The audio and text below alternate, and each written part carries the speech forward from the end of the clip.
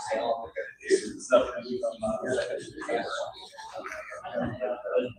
days out of school. For about a few hours. 5 hours. Just my shoulder. Well, it's 7 o'clock. Should we get started? Okay. So, welcome to our June meeting. My name's Ryan, if we haven't met. We have a little bit of business to start with, which is to say our former president, Brian, has stepped down, which means we need to elect a new president. We do not have super strictly defined duties for our president, but they tend to be the one to stand up to talk and get the doors unlocked and all those things. Doesn't have to be what you do, but that's what they usually do. I will volunteer for the position unless someone's just really, really into it. So does anyone want to be president of the Benton County Beekeeping Association? Okay. Yeah. I'll second your nomination. There it is. Thank you. I think we can just vote. I don't remember how this works, but I think we can just vote. All in favor? Aye. All against? Yeah. Okay. The other thing, so 2 things have come up. One, on our Facebook page, there's a gentleman who has a free hive to anyone willing to go pick it up. You can go check out the posts about tonight's meeting, and he's like, someone come please take my hive, I don't have time. So go check that out if you're interested. We just met it once. Yeah. They did it years ago and they want to get back in. Yeah, so I would say get him on that Facebook page and talk to him. And we have another member right here who is hoping someone will generously go out to Garfield and tell her what's what with her 3 hives. Just if you feel like that's what you would like to do, just here she is. Go tell her who you are and figure that out. Because I know we used to have a mentorship program, but we always had like 1 or 2 mentors and 150 people who wanted them, and it didn't work. So my thing is, even if we're not all experts, it's always good to have a second pair of eyes and someone you can call. So even if you're not the most confident, go ahead. You'll figure something out. It'll be okay. So with that, I wanted to spend time, kind of like we did last time, a bit about like what's going on with your bees. What are your questions? Because we're in June, so swarming season is coming-ish to a close, not exactly. If you have spring honey, you might be thinking, should I take this or not? But I thought we would just start by answering the questions you have about your bees. So fire away. Yeah. So is June and July the time that you harvest honey? So you basically want to time it with the dearth. And I would say the dearth, when everything dries up, typically July and August. So you want to take your spring honey prior to that, otherwise they will eat into it and then you won't have it. So I would say if you want to take it by the end of the month, I would recommend taking any spring honey you wanted to take. Yeah. Does anyone have spring honey they're thinking about taking? Yeah. I want to give maybe a slightly spooky thought for you all to research, because I don't know the answer. So most of us leave a super on top of our brood chambers with their food for the winter. That also happens to be a super that is on most of the time when we treat our bees for mites, and a lot of treatments are not safe for honey. And if you leave that super on and you're thinking, I'll pull spring honey from there, you might want to double check, because that honey might be contaminated. I don't know if there's an expiration for that, but that first super, in my squirrely brain, because that one's always there, and when I treat bees with all that stuff, it's always there. So I don't usually want to take honey from that first super because I've treated bees with that stuff. I don't know if that's a sane thing to do, but before you pull, if that first super has gone through varroa mite treatments that are not safe for honey, just double check. Last thing I want is anyone to get whatever weird varroa mite disease you get from that stuff. In the past, for me, when I've taken spring honey, I've only taken a couple frames. In a medium frame, trying to think what the math is on that. A full 10 frames is about 2.5 gallons of honey when I extract. So whatever a tenth of that would be per frame. So it can be surprising what you get. Basically, you need to worry about treat for mites Mhm. if you've got that super on or not. Yep. Yeah. So if you were treating and you had a honey super on, like say for example you're going into fall and you had that food one on and you treated your bees, then it's spring now and they're filling it back up. That one was treated. Now it may not be a treatment that is dangerous, but it was a treated honey super. That's what the thing to pay attention to. Does that make sense? Yeah. And I don't know if it's like a permanent deal or not. I don't know if it's like it expires or whatever, but that was rolling around in my head the other day, like, oh man, how do you deal with that? But I bet most people ignore it. What other questions you got? Yeah. Just a question, when you say treatment, are you talking the strips? Are you talking using the vapor? Or what type of a treatment are you talking about? Some treatments are safe for honey supers and some are not. Some can be at certain temperatures and some cannot. They're all different. So I don't know what you would have treated your hives with, but some of them are not safe in honey. Okay, so the best thing for us is to read the instructions and go from there. Yeah, and the specific thing is if you know that first super that you might pull spring honey from was on when you treated, like over fall or winter, that's the thing to check. If you know that's not the problem, you're good to go. But since people do leave that super on over the winter, typically starting in the fall, you may have treated and then you've got that issue. Yeah, go ahead. So like Formic Pro. Yep. There's not a waiting period Mhm. on that one. Yep, that one's got really weird temperature restrictions, I think. And then like Apgar, Uh-huh. that one has a 14-day mandatory waiting period Mhm. for putting supers back on, I think is what it's saying. Yeah. So yeah, like you said, Just know what you've treated, and if that super was on when you treated, be very careful with that because you're not supposed to eat that stuff. Oxalic acid, I think, is one that is typically safe, but I know that's true of the strips, but I don't know about the drips and the vapor. I just don't remember. What else we got? Yes. So if we don't have a super that's completely filled full of Uh-huh. honey, do we probably expect to feed these?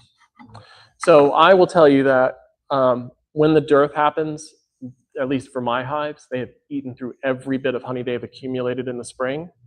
And then it gets kind of dicey as to whether I might have to feed them or not before the next nectar flow hits.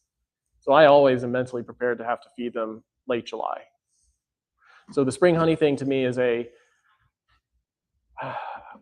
used to not take it because I was like, that's just more work. But after a few years of seeing that they were producing it, then eating it all, and then I had to feed them anyway, I was like, I might as well take it. I'm going to have to feed them anyway. So that's how I think about it now because I'm a jerk. But yeah, that's what I would tell you is if you don't take it, they're probably going to eat it, and you may still have to feed them. So they will still have time in August through October to make enough food for the winter, typically. What's the board called that you put on when you're harvesting? It drives all the bees away. A fume board. Fume board. Mhm. Does anybody ever use that, or can you use it? I've used one, but I do not use them. So there's two ways. There's a bee escape and a fume board. So fume boards are, they're like a top cover, but there's I can't remember what the material is inside of it, but it gets basically sprayed with this menthol kind of scent. It gives me a headache, and it does the bees too. And so you plonk it on top of your honey supers, and you wait 15 minutes. When it's hot, the hotter it is, the better, the faster it works. You wait 15 minutes, they hate the smell, they head down, and you can take the honey supers off, and almost all the bees are gone. What's pretty neat about them is if you have like two of those, and say you have, several hives to work on, you can put one on, and then you wait your 15 minutes, and then go ahead and put the other one on the second hive. And then while you're pulling these honey supers and taking them and loading them or whatever, 15 minutes will pass, and that one's going to be ready to go. So you take that first fume board, put it on the third hive, and then you're ready to take these. So there's no downtime. You can just work your hives by leapfrogging with fume boards. They work really well. I just don't like them. I don't like the smell, and I don't want to mess with it, but they work well. A bee escape. That's what I use. They're just a wooden board with this kind of maze-like contraption on the bottom. So, yeah, and so the bees get in and they follow the maze and leave, and then they can't figure their way back in. So it's a one-way ticket for them. So you put those on at the bottom of your honey supers, and then you wait a few days, and then the bees naturally head out to fly, so they leave, and then they can't get back in. Then you can take those. What you can do with that is interesting is, say you have your bee escape, because it can be a little bit like, well, that stinks. I have to go out every 3 days to do this. That's not fun. But what you do is you can both put your bee escape on, come back in 3 days. Then you're going to go to your next hive, put the bee escape on it, and just put those honey supers on top of that one. And then in 3 more days, you go move it. And so by the end, you have one hive with like all of your honey supers on and no bees in it. And then you can just go take everything off that one free and clear. So that's what I do. So those are the two ways to get bees out of honey supers. I will recommend that no matter what you think you're going to do, there's always going to be like 15 to 20 bees just hanging out in there. A leaf blower is handy to blow them out, or a brush, just brush them out. And then you got to move fast because they're going to get back in. What else you got? Yeah. How do you know when to put on another honey super? That's the topic of today's talk. Perfect. Though I can't turn that on, so you're just gonna have to listen. So there are two reasons to super. One is honey production. The other one is to deter swarming. So the thing is, it kind of works out the same either way. But this is a 8-frame teaching hive. If you guys haven't seen one of these, it's pretty fun. Every one of these has like some kind of specific thing to show you what you should be looking for in a hive. So this is a varroa, and this is beetle larva. Anyway, the rule of thumb is when your when your brood chambers are 80% full, I will tell you that that's probably too high. I would say 70% full. That's when you put another super on. So if you have 10 frames, they'll never fill out the outside edges typically unless you force them to. So that's 80%. But I would say go in one more. Like those outer 2 frames, when that's full, or those last 2 frames, the only one's empty, plonk a super on. So you're talking about full like with cap honey?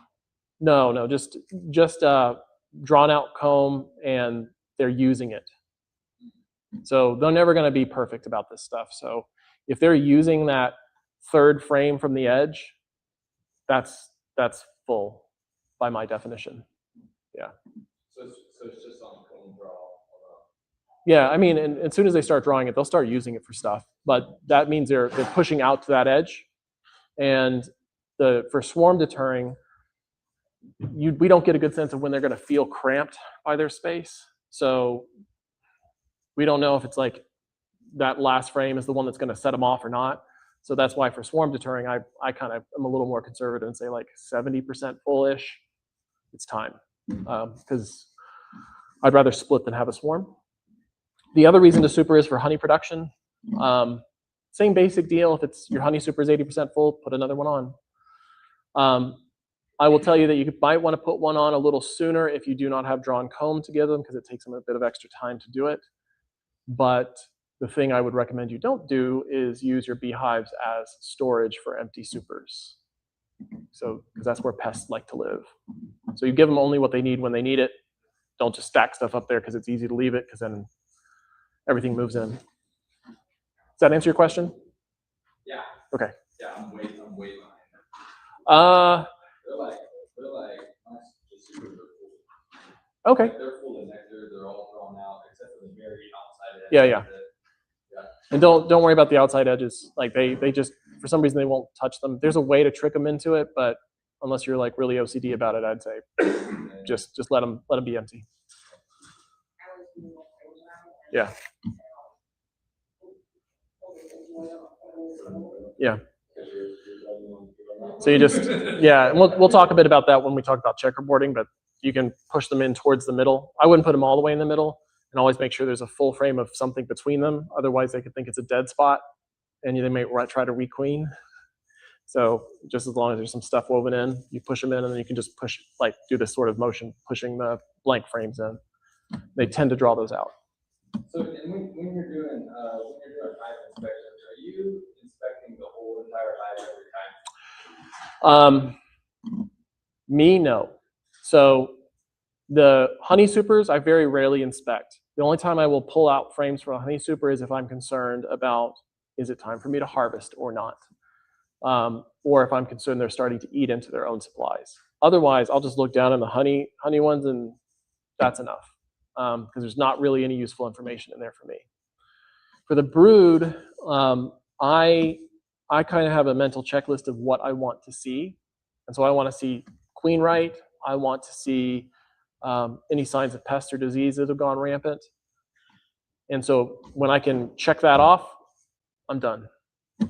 So that might be 1 or 2 frames is all I have to pull out of a brood chamber, and I'm finished.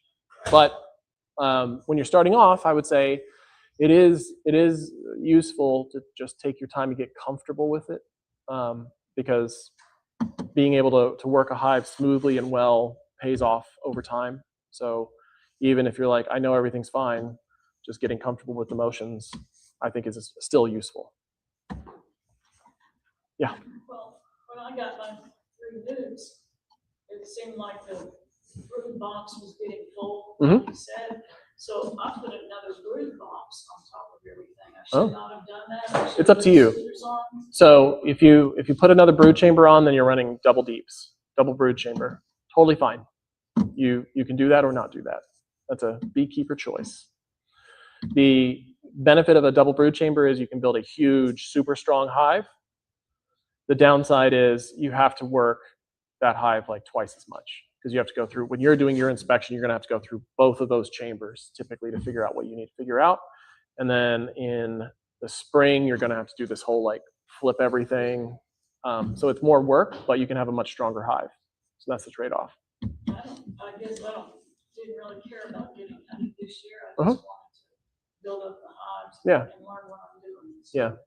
And if you don't put a queen excluder on in between those 2 brood chambers, then she'll go up and lay eggs there. If you do, it'll turn into a honey super. Put it on the top, the thing on the top. Okay. Brood chamber. So. Okay. Yeah. Yeah. Okay, so I caught a swarm. Yay. Like a month ago. Okay. Okay, so I started out with really just bees, that's all. Yeah. And she's just going great guns. When I looked at it not too long ago, there's 5 or 6 frames of brood. Yeah. I mean, she's just going to town. Is that going to continue? Because there was very little honey being made. They all seem to be just taking care of the brood and bringing in food. Yeah. So it's awesome to have a queen that's like that. Like you just get one of those like ultra productive hives. Like I mean, that's not really normal, is it, to be that productive in a month? a new queen can lay anywhere between 800 to 2,000 eggs a day. So it's a big range. So you've got a very productive queen, which is great. In terms of the honey production, that is 3 factors would be there for that, is like what is the age of the bees in the hive and what's available, and then how much honeycomb is available. So it takes all 3. So forager bees are the oldest bees in the hive. So if you have if you don't have a lot of older bees in your colony, they will not be able to forage for honey. They have to age up into it. So your queen is laying tons of eggs, which means in 21 days or whatever, they'll hatch, and then in 3 more weeks, they'll be ready to forage. So you should see that begin to change as she lays more and more, that your colony population goes up and gets older. Does that make sense? Yes. Yeah. My original hive swarmed and didn't leave very many behind. And so I took one of those full frames and moved it over. Yeah. Just to kind of balance it out, which is what, right? That's what Yeah. we're supposed to do. We have multiple hives, take them strong and You- build yep. it the week a little bit. You equalize. Yeah. Yeah. What else? Can you try to help me understand, talk about swarming, confuse me a little bit. So the superseder, right in the middle of the frame. Yeah. The swarm cells down below. Yes. So it scratched my head just a little bit. Superseders kind of get it. I mean, they recognize we need a new queen. And so I process that. The swarm cell down below back. I wouldn't say it's bad. Lots of beekeepers don't like swarms, so they see that swarm cell and they get worked up about it. Swarming is natural. It's how bees colonies reproduce. You absolutely can, as a beekeeper, say, I'm not going to manage swarming because you don't want to split or grow your apiary, so let them swarm. You could alternatively say, I don't want them to swarm because I want the biggest hive possible, at which point you're going to do something like the Demery method to keep them, to trick them. But it's up to you as to how you view swarm cells. But once those swarm cells are there, they're probably going to swarm. It's hard to stop them at that point. Squishing cells kind of works sometimes, but it's far from foolproof. You could squish cells and they just do it again anyway. So that's where the whole like supering early tends to deter it, but you can't prevent it. It's biological.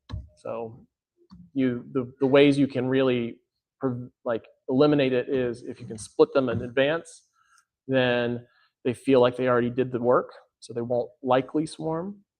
You can still wind up with a set of genetics where they're like swarm all the time, but generally if you split in advance of swarming behavior, you can skip the whole process. So in bees, why do they want to put the swarm cells on the bottom? I don't know why they do it, but that's what they do. Swarm cells are always on the bottom and supersedures are in the middle. Couldn't tell you why, but it's a fascinating quirk of theirs that they do it that way. Handy for us, because then we can be like, you are swarming or your queen's messed up, but I have no idea why they pick those spots. Yeah. My hive has got a lot of drone cells. Okay. Should I eliminate those? Because the queen's already fertile, because I've got larvae, I've got brood, things are going on, but those drone cells, should I eliminate those? Should I remove those or what? So the rule of thumb for drones is you'll see up to 10% of your hive being drones. And especially mid-spring-ish is when you're going to see the most because it's mating time and swarm time. I would say there are conditions to pay attention to when you have too many drones, because that means you have laying workers, which typically means you have a queen problem they can't fix, and they're doing the best they can, which is to lay eggs, even though they're not fertile, so they'll only be drones. So if you just see like an impossible amount of drones, unreasonable, check to see if you actually have a laying queen. That's typically what that would be when you have laying workers. There's a queen deficiency there. I have a theory on drones. Nobody's been able to confirm it or deny it. Uh-oh. You see a ton of drones right now when they're making honey. I think the drones are fanning and drying out. They might. I don't know. They're big. Their wings are big. They're not foraging. They're not doing anything else. Yeah, they're just bumps on a log for the most part. I don't know. It could be. I don't. It's interesting how much stuff there is not known about honeybees still. And like, for example, I think I may have talked about this last time. When queens go off to mate, without any knowledge, they know a spot to go to with all the other queens in the area. And all the drones go to the same spot. They're called congregations. It's a phenomenon that they know to go to these spots. How on earth do they know these places exist? There's no way, but they do. And we don't know why they do this. We don't know how they figure it out. What we do know is, and I asked this when I was learning, how do the queens not accidentally mate with their own drones? Because that would be bad over time. And the answer is simple. They know to fly at different altitudes, so they don't ever bump into each other. Just They only mate the one mating flight. the one flight, yes, but they can mate up to a dozen times. Isn't laying eggs. Yep.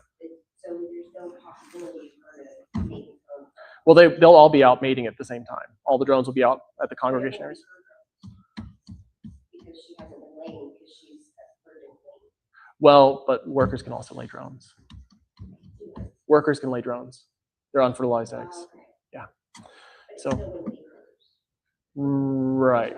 Yeah. And They that's partially genetics. Queen workers, if they requeened, it would be. I mean, if they had their own queen that they're growing in there, it would be. Not if you buy one, but Yeah, if you buy one, you don't typically buy virgin queens, but otherwise they would share genetics. But there's something about how they know not to fly at the same altitudes. It's quirky. I already forgot the question that got us there. What else we got? Cool. So let's talk about supering. We kind of covered the basics. What I do want to bring up is one other thing about it, and this technique that I don't know if it was ever popular, but it was brought up before in this club many moon ago, and it's called checkerboarding. So there's checkerboarding to draw out wax, and there's checkerboarding to produce honey. I will show you the deal, and I will tell you I've tried it one time and it made zero difference, but I'll tell you because maybe it's what you were missing.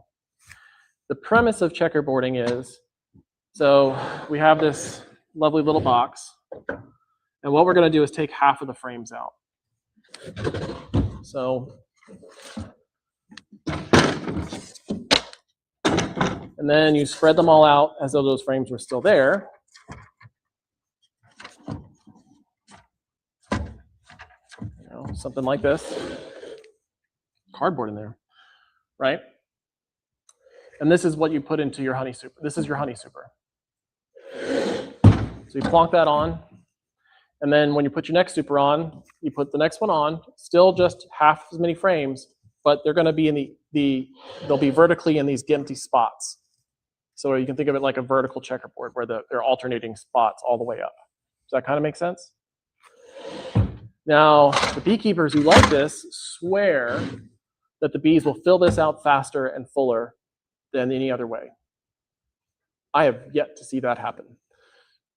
I've also watched them brag about how many honey supers they have. Well, big whoop, they're all half full. Like, of course they're going to be huge. And I also think about, like, say that worked and you did have a great year and now you have 6 supers tall and you're like, well, I got to do an inspection. Here we go. Like, that sounds terrible to me, but that's checkerboarding. The other way to do, people swear by the honey harvest thing is the Demarest method, but that's just to do swarm control so you get a double-sized hive because they didn't swarm, and then that's more productive. It's not really about supering, though it's a very strange set of manipulations. The main thing I will tell you about supering is if you're watching your hive carefully and you see they are starting to fill out, just try to be one step ahead. For honey stuff, it's not such a big deal. I don't think, and I don't know this, but I don't think bees are particularly feel swarm pressure because their honey supers are full. I think they do feel it from their brood chambers being full. So if you're a little late on honey supers, more honey supers, not the end of the world, but if your brood chambers are feeling packed, then they might have a problem.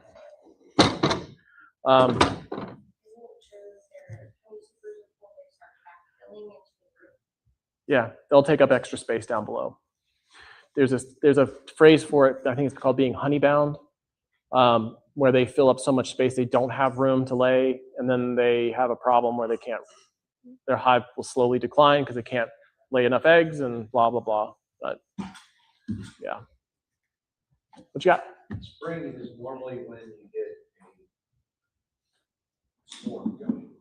Will they swarm in the falls?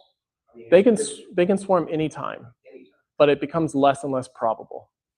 So I would say for them to swarm in the fall, there is probably a genetic factor or some extreme environmental pressure for them to want to do it. Because also around fall, drones aren't being produced much anymore. So that swarm is a desperate swarm because it's going to be hard for that queen to mate because there won't be many drones left. So it'd be a desperate time for them to do it.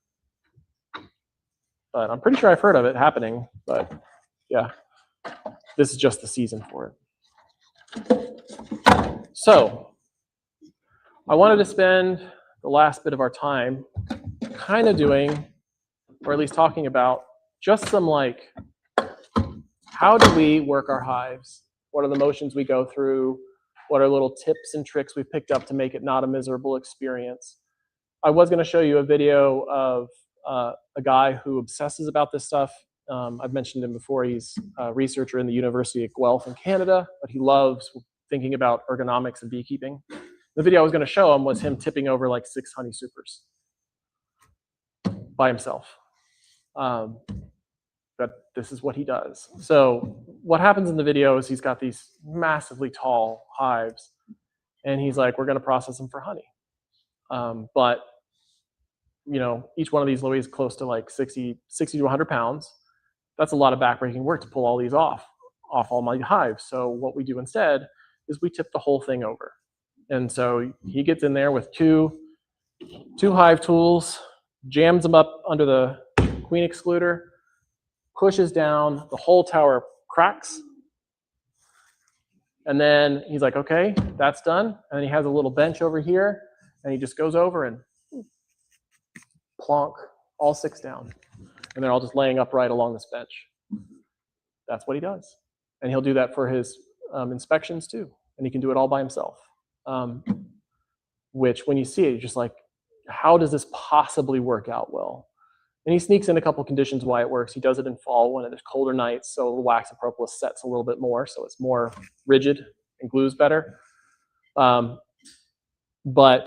he is a big advocate for learning to work your bees in a way that is not backbreaking and not awful. But it's just, since I can't show it to you, look up the University of Guelph or tipping hives, and you'll see it. And it's crazy. He even has his college kids go do it. Did you find it? Yeah. Yes.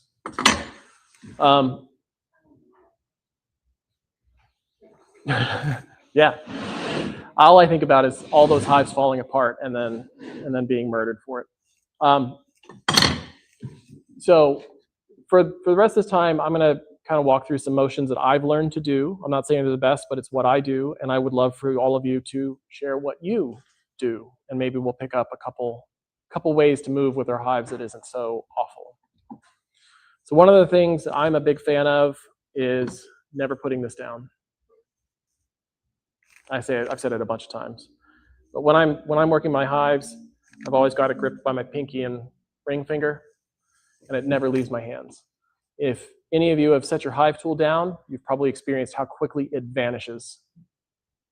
No matter where you thought you put it right on top of a hive, it vanishes. And if it goes into the ground, you'll never see it again. And once you never put this down, you will realize how much of your time is spent bending over and picking this thing up and finding it. It's crazy. You'll realize like half of your time is just finding this thing. So don't put it down. It's actually not that hard to work like this because you can still, claw at stuff. But that's one. The other thing, I'm going to show you a couple ways to manipulate frames. Nothing about this is revolutionary, but when I was starting off, like, it would just take me forever. I'd be just so like, bzzz, and oh no. So if you have a J-hook tool, you don't have to. Like, for some reason, this is all I ever wind up with. I don't buy them. I won't get them at shows and conferences, but you can come up over to the side here, and it's better if it's here because you want this flat piece along the hive body, and you can just crank it up. That's all you got to do with it. Now, when you do this, you'll immediately realize you have this problem that you do that, and it falls back in. And you do the other side, and it falls back in. So it's simple enough. You just try to hold it while you work. So that's the J-hook side. I don't do the J-hook hardly ever anymore. So if you don't have a J-hook tool, this is what you'll most commonly see. You come up right under the edge of the frame, and you pull up, just like this. And that gets it up. And I have found that breaks the wax seals better and more gently than the J-hook does. I find the J-hook like bumps and jostles things more. But you can just do that, and then grab and come over, and there it goes. Does anyone do anything different with this? Seen anyone do anything different? Anyone ever used this side before? Yeah? Push it over. Okay. Yeah. Just try to bring it. Yeah, twisting it like this. Okay. So I occasionally do that, but the other way to do it is you just come in and you can either twist, which works if they're already pretty loose, but another way to do it, this is what I typically will do. I'll see if I can do this in a way that you can see it. Oh, I'm fighting gravity at this point. You can just, again, lever just lever the whole thing like this. And the thing that when you learn that this is a lever, you get a lot more strength out of it. So you can just lever it like this, and then you can get the whole thing moving. The same is true. So say I'm working this gap. I can just come over here to this edge, put it down nice and good, and then push the whole set all at once. And if you slide your hive tool in, you're not going to squish bees while you work doing this, but you can just use it a lever and move 6, 7 frames at a time, just real quick. Just if you do that, all I'll tell you is that when you get the frames getting close together, slow down. So because those bees over there will get squished. But if you just slow down while you kind of do this lever action, you'll be able to move all of these frames all at once and adjust them all. So those are little ways that I've learned to work them. It works much better than I used to do it with the J hook and then just trying to like wiggle everything, especially if I have gloves on, because then everything gets caught on everything all the time. I found this works much better for me. Any of you do anything different that you think is interesting? No? In terms of pulling a frame, I don't think there's a whole lot of variation here. Yeah, it's on my laptop. Thank you. So there are 2 places that I use to put things as I work. If I have a hive sitting right next to me, I can use it as a shelf. I will not put another super on it because it's just too high and awkward, but I will put an occasional frame. I will put stuff. But most of the time what I do, top cover goes down, upside down on the ground. And then when I'm pulling out, I usually will pull out 1, maybe 2 frames before I work them, which is pretty normal stuff. I set them down in front of the hive, just leaning up like that. And then if I'm doing more stuff and I'm popping off this whole box, that goes and just sits on top of the cover. And usually has to be at an angle so it sits on top of the edges and not just sinks into it. But that's usually how I'll work them. I have problems with my frames. Like I have to go through like every single one of them because I'm OCD about the piece. Sure. And so I'll take some out and I'll sit them down. Yeah. But I have problems with them falling over, and then the honey's everywhere, and then they're leaning up against something, or leaning up against another one, and it's, yeah. It's just goofy. So actually, yeah. So I think it's a great idea to travel with an empty box. An empty super can make a lot of work a lot easier when you just have an empty box to set things in, for sure. I never remember to do it, but I also, the way I'll work them, and I think this is a more of a preference thing, but you know, if I pull that one out and I'm just sliding my frames back as I work, so I don't usually take many out unless there's a specific reason I do. And when I have to do it, I am fine laying frames like this on top of the lid or another box. When I do it, I just try to make it so wooden corners keep touching so everything doesn't actually like smush down. Honey frames can be a bit tricky because they tend to bulge out. But that's one of the reasons I also don't inspect them much because I know that's like lighting a fuse. Do you find the frame holder just takes too much time? I've never used one because I'm kind of a cheapskate. And the way I was taught to do it, I never got to encounter one. So when I was doing my beekeeping classes, we were just told, you know, use the lid, don't let everything sit on the grass and get dirty. So that's what I learned to do. But I know they exist. I've been curious about it, but I've never used them.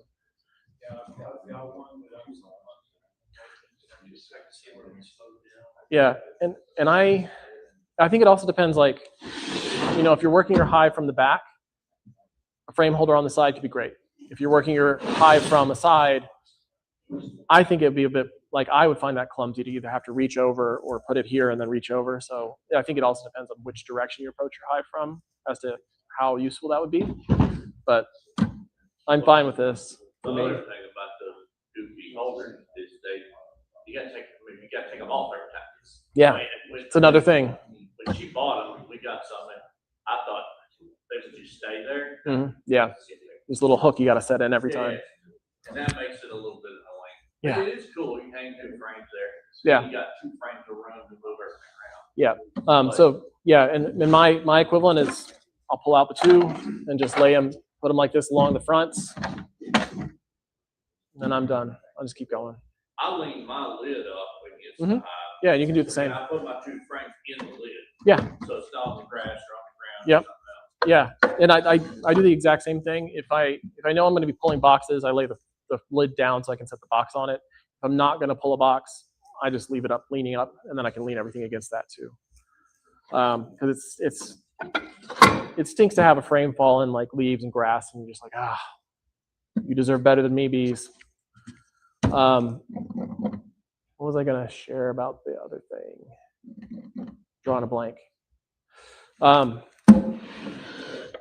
Let's see. What else you guys got?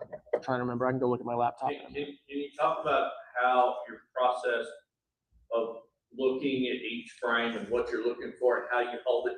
Because Sure. that's something that's kind of a hassle for us. That is actually one of the things. Because I was like, I think this is all pretty normal stuff. So when you're grabbing a frame, when I was starting off, I would grab all the way near the edge because I was just nervous about what might happen. Not anymore. I just grab somewhere around here. You get a lot more grip.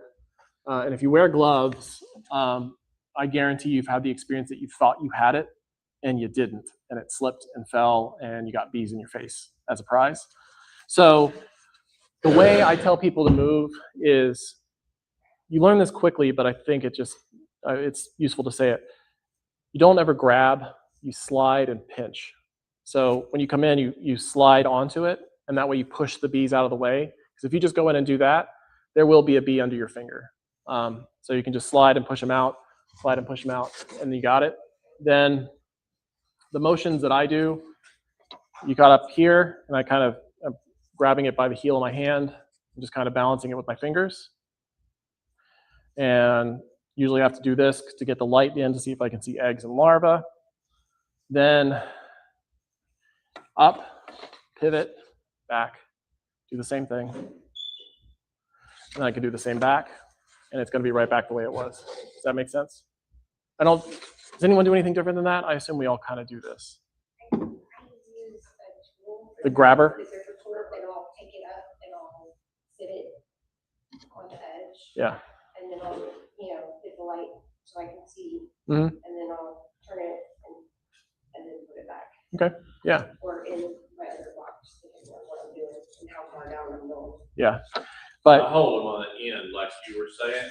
I look at them this way, and then I flip them and look at them upside down. yeah, I used to do this, but then I would find that every so often, if I had gloves on, I would misgrab or slip, and it would fall. Yeah, well, I don't So- wear gloves. So I always try to brace it with my palms, That's solid. and then I don't ever drop anything anymore. I was struggling to turn it around. Yeah. That's where I got on the thing The about flip. flipping it this Yep. way. That's how I started. And then I saw people doing it this way, and I was like, you know what? That's better. And especially if I've had this happen once. I had a frame out, and I was looking, and I think I was still doing like this stuff. And there was the queen, and then she went to the grass. I never got her again. So one of the reasons I do it this way is I feel like this is less of a drastic motion, because when I go like this and turn, I feel like they'll slide down and not off, but it could be crazy. But that's how I do this, and most of my work's on my palms, not in my fingers. And as long as I'm sliding my hands along, I almost never get bees under my hands when I do this. Does that answer your question? I usually just grab mine in the middle and support the bottom and flip it this way. Yeah. Yeah. If it works, it works, The main things to just, when you're doing this, I would say, try to do it over top of your hive, because one day you're going to see the queen one day, or more likely you won't see the queen, but she was there. And if you're over here doing it, she falls, then you don't have a queen anymore. Because after they've mated, they don't fly. So you're hoping she can find her way back to the hive. And I don't hear many stories of that really working out. So when you're doing this, if you can, try to keep it over top of the hive as you work them. That way the bees that fall right back in there, not all over your shoes. So she doesn't fly again, but if they swarm. The new queen. Yeah, so the old queen can technically fly, but she's so heavy she can only do like little short flights. She doesn't really fly ever again. When I dropped my queen and I tried to find her, I was able to see her do these little like, get away from me. And she could only fly like 5-6 feet and then stop again. Could you have picked it up and put it back in? I could, yes, but I could never like keep my eye on her long enough to get her. And I will say this, please have a queen clip on you at all times in a pocket somewhere, always. Because a queen clip. I didn't use one for a long time, but when you're working your hives or you're doing anything more serious like splits or whatever, where you have to know about your queen, having a queen clip means you can just put her in there and then you don't have to think about a thing after that. She's safe and in a specific spot, the end. Nothing is worse than when you're trying to work over a hive and you're trying to find her, and if you don't find her, bad things happen, and then you see her and it's too late because you couldn't get to it in time and she's back in because she's a moving target. So having a queen clip means if you see her and you're like, I don't want to mess with this, you just put her in a clip, set her somewhere, and then you can just work in peace. Queen clips are really underrated. I would highly recommend you always have one in a pocket. They make a big difference. That doesn't mean you have to clip her every time you see her, but if you do need to make sure you know where she is, it's horrible trying to go get one after you've seen her because then you're never going to see her again. She knows. Yeah. Speaking of queen, do you mark the queen? I don't. I keep thinking I should, but I don't. I buy marked queens, but I don't mark them. So, yeah. I believe there's this beekeeping curse that if you need to find your queen, you'll never see her. But she'll be right there with bells on as soon as you don't need to see her. So yeah, queen clips, I think, are one of those things just to have in a pocket at all times. They're usually pieces of junk, so have two. What else? Anybody have problems with smokers? Yes. Yeah? I can't keep it lit. I've tried various products, combination of products. I'm doing something wrong. Anyone else have that problem? Yeah. So my first year as a beekeeper, I joked I spent more time lighting a smoker than I did working my bees. I could never keep it lit. I tried everything I could. And then I bought a different smoker. And it was fine. So there is that piece of it, which is if you're doing everything you know you're supposed to be doing and it ain't working, it might be the smoker. Well, they kind of all look alike, so what's the difference? So the one I had that absolutely wouldn't work had it was a smaller smoker, like baby size. And it had they all have something like this, but this one had like a steel cup inside with drills hole in it, like to hold the stuff but provide ventilation. And either that did the opposite of what it was supposed to do, or the bellows were not strong enough, and it just could not hold a light. And it wasn't until I bought a different smoker that I was actually able to keep it lit. And so what materials are you using? I use dried grass from my lawnmower. And it stays lit long enough to get the job done. Oh yeah. So I will tell you how I light a smoker, but I think it all depends on your materials. So I use a little piece of paper, light it, put it in the smoker, make sure it's lit real nice. I want flames. Then I will put a little bit. Does anyone here ever smoke a tobacco pipe? I feel like I have to say tobacco. Anyone ever? Yeah? Is that a thumbs up? Yeah, I used to smoke it. Okay. It's much like packing a pipe. So You put a little bit in so the flames can get up on the material and get it lit, and you're puffing away, and you should hear it light. Then you can put even more on, keep puffing, and it's gonna want to light. And I mean, this should be like thick smoke just pouring out of this thing. And then you just get it to that really thick, billowy smoke coming out, and then you just keep putting more and more in, and you can keep pushing, packing it in, and you just keep going, and within a minute, you'll just have smoke pouring out of that thing, and it'll stay lit for hours. You will have to put more material in over time, but it won't go out after that. I could do a demonstration of it, but I feel like that's really specific. Yeah. We've had good luck. I went to Tractor Supply and bought a bale of shredded pine. Pine needles are real popular. Not Oh, needles, oh. pine chips. Oh. Like you would put in a hamster Yep. cage or whatever. And they're untreated, make sure they're untreated. Mhm. But in a year, I've gone through probably this much of the bale. Yeah. But it's sooty, I mean, it's oily, so Yeah. clean the top out some. It really creates a good cold bed in there. And also, I don't know if y'all live in Bentonville, on 8th Street, right on the other side of the fence of the recycling center. You know what that is up on North 8th Street, Northwest 8th Street? There's 50 pine trees that are 100 feet tall. There's all the pine needles you could ever want right there. So Yeah. go grab your rake, I mean, literally in 1 minute. Yep. Watch out for ticks. Yep.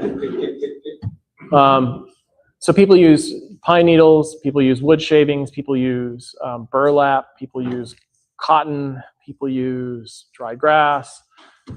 I tried using dried leaves like oak leaves, but they just don't hold embers very well. I've used hay. Most things can work if you can figure out how to get it lit initially. But if it's a struggle, I will tell you that you should be able to get your smoker lit within a minute and hold it. And if you can't, and you're using a fuel, people are like, this fuel works. I would say maybe your smoker's bellows aren't good enough, or whatever you're starting your flame with isn't enough to get it lit enough. Those would be the two things I would play When with. you first start the fire, is your whole smoker just packed with that material? No. When I light it, it's just a little crumpled ball of paper, and I light it and I just set it in there. That's it. And I get that really lit, and then I put just a little bit of material on it because I want it to light. I want the grass to start to light. And then I just while I'm pumping it, I just keep putting more and more in. And as long as it can keep smoking and staying lit, I can start really jamming it in by the end and just pack that thing tight, and it works fine. So you kind of do it in stages. Other thing about a smoker, if you get it lit right, I would tell you that every 10 minutes of working, just give it a couple quick puffs and it should immediately start billowing again, real nice. And you can keep that going for hours and hours and hours. And if you see soot coming out the top, that means it's about done. Put more on and keep it going. But it's unlikely, I think, unless you're working lots of hives or doing something really intense, that you're going to run a smoker out in a given session. Is there an efficient way to get rid of creosote? What was it? Sodium bicarbonate? Washing soda? Okay. Washing soda, not baking soda. No, it's called washing soda. It's one of the. I keep saying sodium bicarbonate, but it's almost that, but it's washing soda. It's in the laundry section. Yeah. Nope. No. Yeah. But it's in that area. That is one of the things that will clean up just about everything you deal with as a beekeeper. It'll take the propolis off.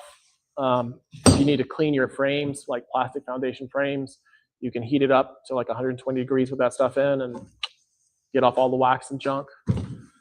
And if you want to clean your smoker, I've heard people say that's still the same thing to use. Washing soda. Yeah. Put it in there when it's good hot and let it burn out. I think so. I've never cleaned mine. Mine is a black garbage can at this point. I don't care about it. But yeah, I would put a hot mixture of that in and then let it sit for a minute and probably scrub it a little bit. See what I can get away. Does anyone have problems? I assume no one has a problem with like putting out their smoker or making their car not smell like a smoker, but that's a thing I deal with a lot. My kids love it. They're like, your car smells bad. I haven't tried it, but you can just take a wine cork. Mhm. Yep, that's what I have. You have to shave it down pretty good to get it in there, but it can keep a lot of the stank out. Your smoker's smoking and you're done doing your bees, take a wine cork. No. I empty it all out, kill everything inside of it, and then I have just the empty smoker.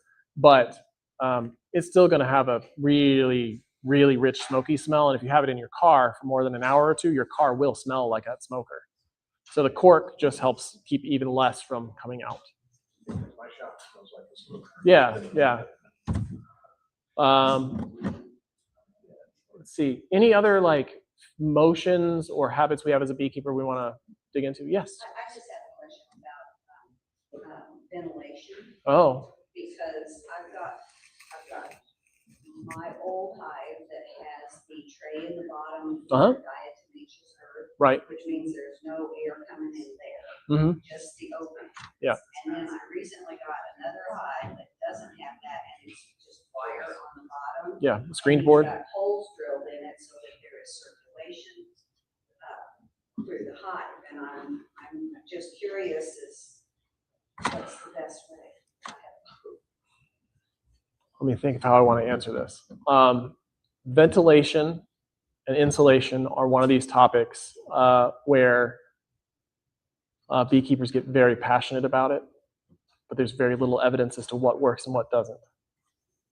So I use solid bottom boards. So the only entrance, I don't use inner covers either. So the only way air gets in is through the opening. They're fine. So somewhere between that and whatever you've got is going to be fine. Yeah. Pests, is that why you do it the way you're doing? Is it because of pests? Is it because you're afraid of the beetles, or? No. When I learned to do, so when I was starting off or when I was going through my classes, there were screen bottom boards and solid bottom boards. And screen bottom boards were super popular at the time because they were like, this is it. This is how we're going to solve the pest problem, because now all the pests can fall through and you can see it on the board. And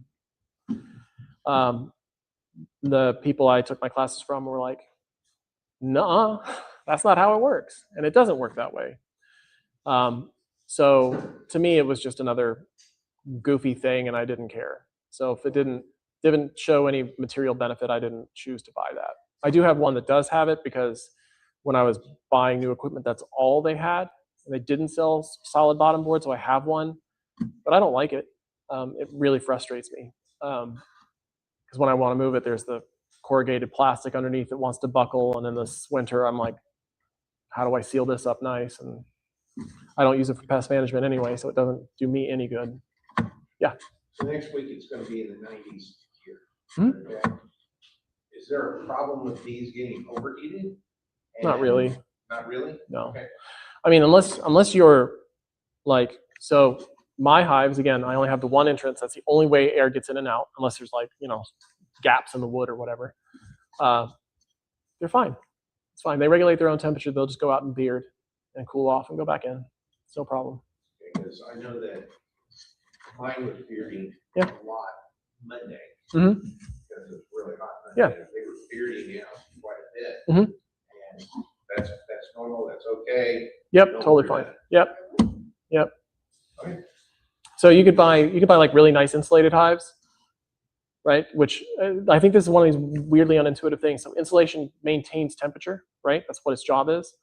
So if bees are trying to maintain a 90-degree temperature and it's hotter outside, it's going to get slowly hotter inside over time. They're just going to go beard. You've got a perfectly insulated hive like a home, but the only way they regulate is by bearding. So even if you had the most airtight, perfect hive, they're still going to do this. If you had the most open gapped hive, they would still do this. It's the only mechanism they've got, is you can either vibrate for warmth or beard for cool. So let's let them go. Yeah. So quick question back to Super. I'm just curious, Do you ever harvest your honey frames before the entire super gets Yeah. full, or you take one or two out? So, so for spring honey, I will take, because they won't usually have filled out a full super for me, I will just take a few frames. One is it's easier to brush bees off of a few frames than try to do the bee escape and then whatever. So I'll just go brush a few frames off and put them in an empty box and then haul them home. That's what I typically do for spring honey because there's not a lot. For fall honey, I will take full supers. But what I'm looking for when I do that is, it's one of the few times I'll go inspect honey supers, is I want to see how much of that honey is capped and how much of it isn't. Because that will tell me what the likelihood of a moisture problem will be for me. So that's all I look for when I do that. But I want to see more capped honey than anything else. Just an alternate to the ventilation discussion we're talking about. I've got a friend who has about 30 hives just over in Brooklyn. He said he puts a nickel or a quarter up on the top because he said if they're bearding, he said not only is there heat, there's moisture in there, and they can't dry their honey out. He said if you leave just a little tiny, so yeah, it's just a thought. He said leave a little bit of a gap in there in the evenings, the moisture will go out and it'll help them dry it out faster. Some top boards have got a little slot. Most all top boards have a ventilation spot already. Turn that to the top and then push it forward so it vents. A little ventilation. Yeah, and you can put it face down and it still work. It's fine. But this gets into one of those things like, prove it. I don't know. They do sell specialized top screens, which are inner covers that are made of pure mesh and with like little posts. So you can put your cover on top of it and it leaves like this little screened in porch situation to vent even more. People go crazy for all this stuff. But I will put some extremes on one end. Say you have the $600 Appy May hive that is insulated, very airtight, all the things. Those bees are fine. You have mine, which are, I don't have any ventilation spots. My bees are fine. And you have this guy, and his bees are fine. I don't know. That's an experimentation thing. So if he's found that it makes a material difference in his honey crop, that's fantastic. I would suspect he feels good about what he does, but I don't know. That's a lot of beekeeping, unfortunately. There's a lot of stuff we can do and it makes maybe some difference, but it's fine. It's totally fine. So we are over time. Any last minute questions? I do want to remind folks about the guy who's giving away a hive and our friend here who needs some help, but otherwise we can do the 50-50 and call it a night. If you have any topics you do want to hear about for July, let me know, but coming up we will be addressing fall prep, honey processing, things like that. So I want to learn more about the dearth. I still am a little confused about that time. July and August. That's what I. What if we do things different? That'd be something I want to hear about. Okay, sure. We can talk a little bit about it because July's coming.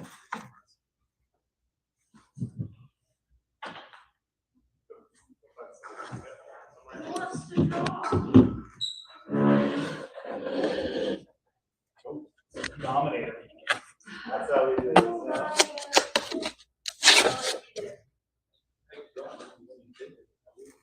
Brushy Mountain.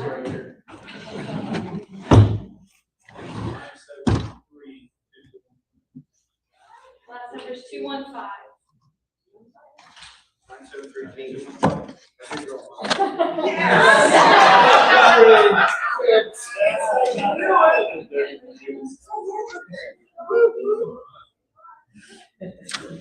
So if anyone's not sure what eggs brewed look like at different stages, this has it.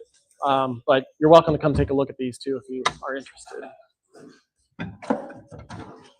And thank you. There's usually third Thursday. In 2 weeks, we'll have an online just kind of fireside chat. Check the emails and I'll send those out about those. We're glad to have you. We just sort of talk about our bee stuff. Yeah. I'm not a member. I came because something happened this week. We had couple thousand bees or more just here in our backyard, circulating around. Ended up going into a little whiskey barrel used as a plant. Yeah. And they've been there since. So I don't know if they would that mean that they were taking up residence?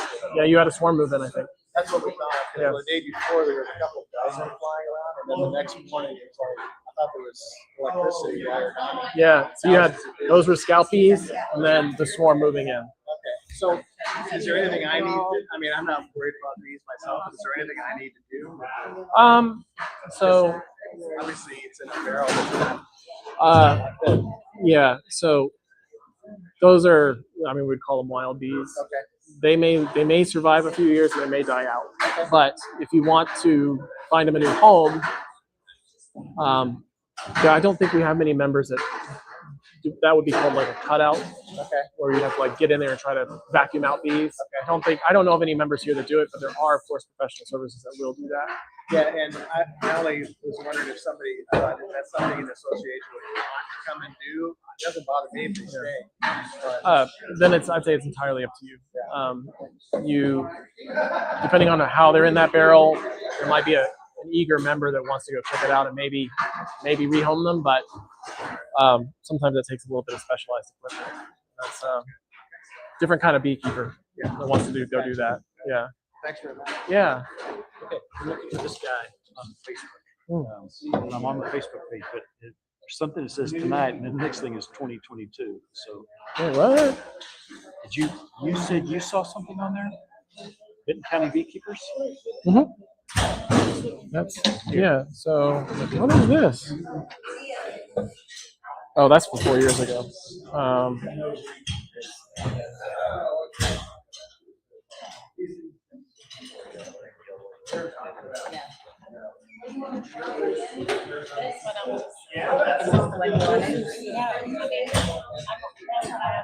There we go. Nick Gibson. I Yeah. have a hive of bees. I want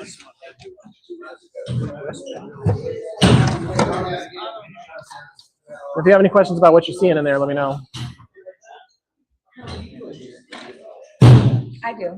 Yeah. Let's see, it was this one. So this is uncapped. Is that okay?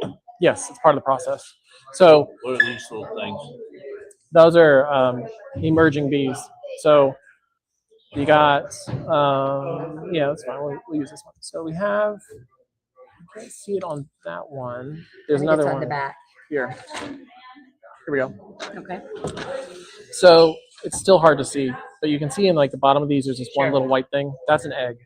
And that's before it's capped. That's how it starts. Then it turns into a really small C-shape, much smaller than this. Slowly gets larger. Then they cap it, and it finally develops into a bee, and then it will emerge into these like that's right when they're coming out, and then they'll. Fantastic. uncapped, I did not know capped, that. I did not know what these were. Yeah, those are emerging bees. I saw those in mine, I thought maybe it was the wrong way or stuff. No, they'll just sort of slowly chew their way out, and while they do it, they'll change from white, and they'll slowly darken and get their colors, and then they'll come out like a drunk toddler for a while. Yeah. So when you're checking this, you want to, whenever you're inspecting a hive, when we always check for queen rightness, you want to see, unless you see the see the queen. I'd say even if you do, you want to see eggs and larvae. You want to see all signs, all stages. So I'm assuming that this frame right here would be at the same stage, and then you'd go to another frame? No, this has all stages on the same frame? All stages within the hive. So if you have one frame that you can see all of it on, then you know you have a laying queen, because those eggs are 1 to 2 days old. So a queen laid it within 1 to 2 days. These are a week or two old. So you can kind of mentally say like, I've had a laying queen at least 14 days until 2 days ago. And so that gives you a really strong indication you have a queen that's fine, because you can see all signs of life. Does that make sense? Yeah. So even if you can't see her, you know she's working within the last day or two. It makes sense that you're saying it, but it doesn't make sense to me that she would go and lay one here and one here and one. She wanders. And not all queens make a nice pattern. Some of them are kind of erratic. So, You just kind of look and see what you So one of the things is we had big Valkyrie a couple years ago.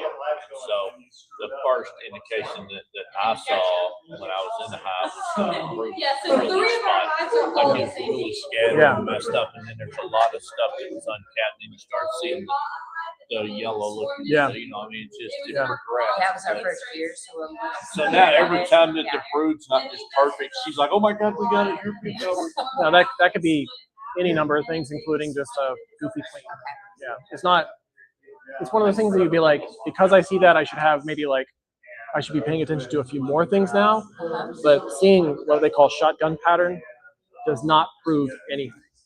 It could be just like if you had a temperature, it doesn't mean you have the flu. You just have something. So if you see shotgun pattern, it's sort of a, okay, should I check for signs of something going wrong, or is it just I have a goofy clean? So this is considered shotgun? No, that's normal.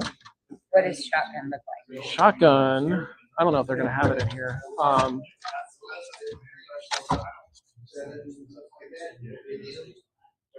This might be closer to shotgun. Or you have some cat brood randomly. And if you saw this and you didn't see like signs of life in here, that would be shotgun. If you see signs of life, this is just timing working itself out. Okay. Yeah. Do you know what this is? Yes, we don't have it.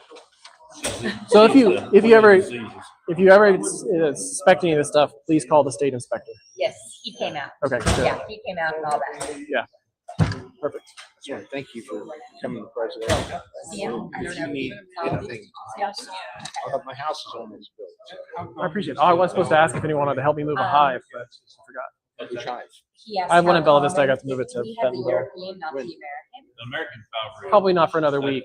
I got a nasty sting and I'm limping around, so I don't want to haul it. While I'm doing it. I got a sting. This is how I get. Phyllis got nailed. European Foulbrood Yeah. is freezing. Okay. I mean, you know, you can get through Okay. that. Thank you. I appreciate it. It's not, I don't think it's that, they know better. It's not that common. We had No. to stay big guy, together, some here and there, but it's not rampant. Yeah, foul broods are not all that common. I'd say if you talk to most beekeepers, they'd have no idea to spot it because it's just not that common at all. Yeah, we're pretty lucky like that. We've had our visa month. Stick a toothpick inside or something, pull it out. So- It's like stringy. There's European and American foul brood, and there's the rope test, and that's what you do. You swirl it around and see how ropey it is. That's a foul brood indicator. Chalk brood, slightly different, but yeah. But the European and American foul brood are like, especially American, is like very, very serious. If you have it, you're gonna get quarantined. One of the early indications that we found was all this cap brood like this was all sunken in Yeah, and recessed. yeah. They should have a nice little dome or be fairly flat. Well, we started seeing some of it. Something In in. early stages, we started seeing some of it really dishing in, and we got really concerned And about we it. like took pictures and took it to the Northwest Yeah, person and Washington. he said, call the. inspector. Yeah. Yeah. And he came out and, yeah. So before we get out of here, ask him about your dirty phone. Oh, yes, so we still have the frames left over from when we had that and we froze them, but I'm so afraid to reuse those. I do not know what to tell you about it. I have heard that there are ways to treat that equipment, but I would be personally paranoid about foul brood. I would call the inspector and ask them. He told us to freeze them. He said, you freeze them 72 hours, it's gone. Yeah, Oh, because then- it wasn't the American, it was the European. Okay, He that's said it. European Foulbrood, you burn everything. Yeah, you dig a hole and burn it. Or the Like there's, American. yes. European, he said, you freeze it 72 hours, it's gone. That's- But the comb's really dark and ugly, and she's scared to use it. Oh, But they're built out really nice, and I said, that's I- really valuable to bees to have the comb drawn out. I would, if your inspector said freeze it 72 hours and it's safe, this is their entire job, is to know these things, and they are the ones maintaining it and making sure all of us don't encounter this stuff. Right. So I would say he's the authority. So if you So said being 72 dark and hours, dirty is not- it's always going to happen. Like this is dark and dirty. It's always going to happen. I want mine to all be yellow No. and pretty again. I told her you Only- ain't get that much. Only for honey, Okay. not for brood. So they're supposed I to think Yeah. So, put it in the freezer, clean them, or so yeah. So if you take wax out of a frame, out of a hive, and you want to keep it, and that happens a lot. it's generally recommended that you freeze it for at least 24 to 72 hours. And that kills a lot of things that might be in there so that it's safe to store and give back to your bees. The biggest one that people deal with is this, wax moth. So these are moths. They live entirely inside of beehives. They eat wax. That's why they're called that. But in a healthy hive, the bees will deal with this.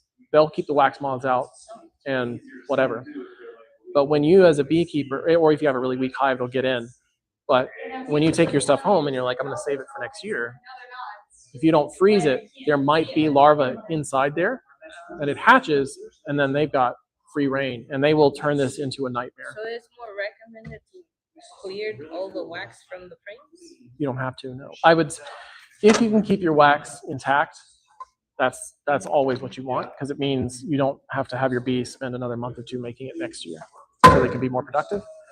But learning how to store your frames safely, I struggle with it all the time still. But you can, for wax moth is the most common, you can freeze them and that will kill whatever's in there. You can also buy paramoth, which is a specific mothball type chemical that is safe for bees and specific for wax moths. And you can just stack up all your stuff, sprinkle it on a little plate with slits on it, and it'll keep them wax moth free for like months. So you can do that. You just have to let them air out for a week or two prior to using them again. I never seen that on my beehive. The only thing is that I really didn't know about the boxes or anything. I bought like a couple of used boxes and I split them up. Okay. They lasted 2 weeks and then they flew away. Oh, they absconded? Yeah. So there's it's not a guarantee they'll do that, but if you don't, there's this rule of thumb saying 3 feet or 3 miles, which is to say if you're moving them less than 3 feet or more than 3 miles, it's fine. But if it's in between that, they might go back to where they used to be. So the trick when you move hives is when you get them wherever you want them, you sprinkle like grass or sticks in front. So when they walk out, they're like, wait a minute, this is different. And then they're like, oh, I've moved. And then they mark this as home again. So you trick them into fooling this home, otherwise they may leave. I'm not very experienced. And then say, okay, time to go home and head back to where they used to be. Yeah. So it depends on how you got them, but it's a common thing when hives get moved. And another thing that I noticed on the beehive is like the wax they're doing like murals instead of having those frame. Like lines What's on lines? the frame.